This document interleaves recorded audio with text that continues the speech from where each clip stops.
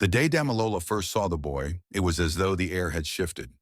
The skies above St. Teresa's College in Lagos were heavy with the threat of rain, but the ground beneath her felt like it was on fire.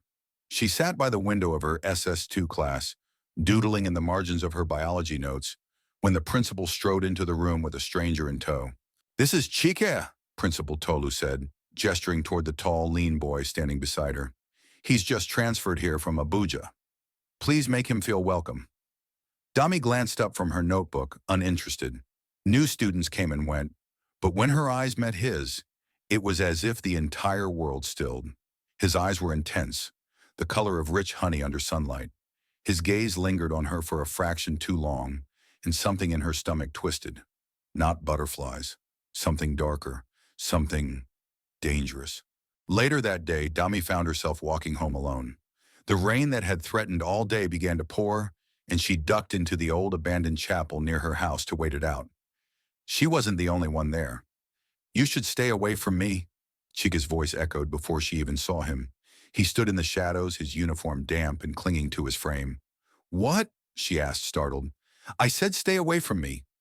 His tone was sharp, but his eyes, those cursed hypnotic eyes, betrayed a flicker of sadness. "You're not serious," Dami scoffed. "I didn't even know you'd be here." "That's the problem," he muttered. "You don't know anything." Dami's irritation flared. "Then tell me what I'm supposed to know." Chika hesitated, stepping closer. "There are things about you, about us, that you can't begin to understand. But if you're smart, you'll keep your distance." "Us?" Dami repeated, confused. But before she could demand answers, a loud crash of thunder shook the chapel, and Chika was gone, as if swallowed by the darkness. Over the following weeks, strange things began to happen. Dami would wake up in the middle of the night to find scorch marks on her bedsheets. Mirrors cracked when she stared into them for too long. And then there were the dreams. Always the same. Fire consuming her. Chike standing in the distance, and a faceless figure chanting her name. One afternoon, desperate for clarity, she sought out the school's oldest staff member, Baba Farouk, the groundskeeper. He was known for his wisdom and love of proverbs, but Dami didn't expect the terror in his eyes when she mentioned Chika. "Stay away from that boy," he warned, gripping her wrist tightly. "He carries a curse, and you carry the fire." "What fire?" Dami demanded, but Baba Farouk shook his head.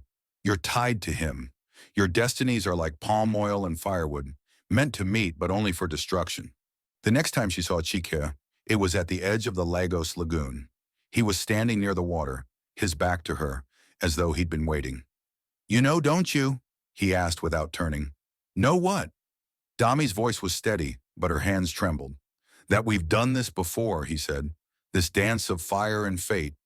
"What are you talking about?" she snapped, growing impatient. Chike finally faced her. "This isn't our first life, Damalola. We've met before, and every time it ends the same way. You lose control and I have to stop you." Her heart pounded. "Stop me from what?" "Destroying everything," he said bluntly. Dami laughed, but it was hollow. "You're mad." "Am I?"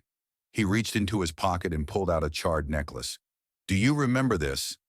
As soon as her eyes fell on the necklace, a wave of memories crashed over her. Visions of fire, screams, and Iomide's face twisted in agony. She stumbled back, shaking her head. "No, that's not possible." "It is," he said. "And this time, we have to end it for good." Chike revealed the truth. Dami was the reincarnation of a spirit tied to Aseju, the god of chaos. In every life, she was born with the power to summon fire, a gift that always consumed her. And Chike? He was sent by Chukwu, the supreme god, to stop her before she destroyed the world. "But why me?" Dami asked, tears streaming down her face. "Because the gods are cruel," Chike said bitterly. "They enjoy watching mortals suffer, and for some reason, they've tied our fates together." "I don't want this," Dami cried. "I never asked for this." "I know," Chika said softly, "but you can't escape it. Either you learn to control the fire, or I'll have to do what I was sent to do." "What does that mean?" she whispered, but his silence was answer enough. The final confrontation came one night during a school event. The generator failed, plunging the assembly hall into darkness. The air grew hot, oppressive, and then the fire started. Small at first, flickering around Dami's feet before exploding into an inferno. Students screamed and scattered, but Dami stood frozen, the flames dancing around her as though alive. "Dami," Chika shouted, pushing through the crowd. "You have to stop this." "I can't," she screamed, tears mixing with the sweat on her face. "It's too much." "Yes, you can," he shouted back, grabbing her arms. "You're stronger than this. You've beaten it before, and you can do it again." His touch grounded her, and for a moment, the flames seemed to waver. But then a voice, deep, menacing, otherworldly, echoed in her mind. "Let go, child," it urged. "Burn them all." "No!" Dami screamed, clutching her head. "I'm not a monster." Chike cupped her face, forcing her to look at him. "You're not a monster. You're Damalola, and I love you." His words pierced through the chaos, and with one final scream, Dami forced the flames back into herself. The fire disappeared, leaving only smoke and silence. But Chika collapsed, his body lifeless. Dami knelt beside him, shaking him desperately. "No, no, no, you promised you wouldn't leave me." But as his eyes fluttered open, he smiled weakly. "I'll always find you," he whispered, "even if it takes another lifetime." And with that, he faded into ash, leaving Dami alone in the scorched hall. Her heart shattered, but her spirit burning brighter than ever. For the first time, she wasn't afraid of the fire. She was the fire.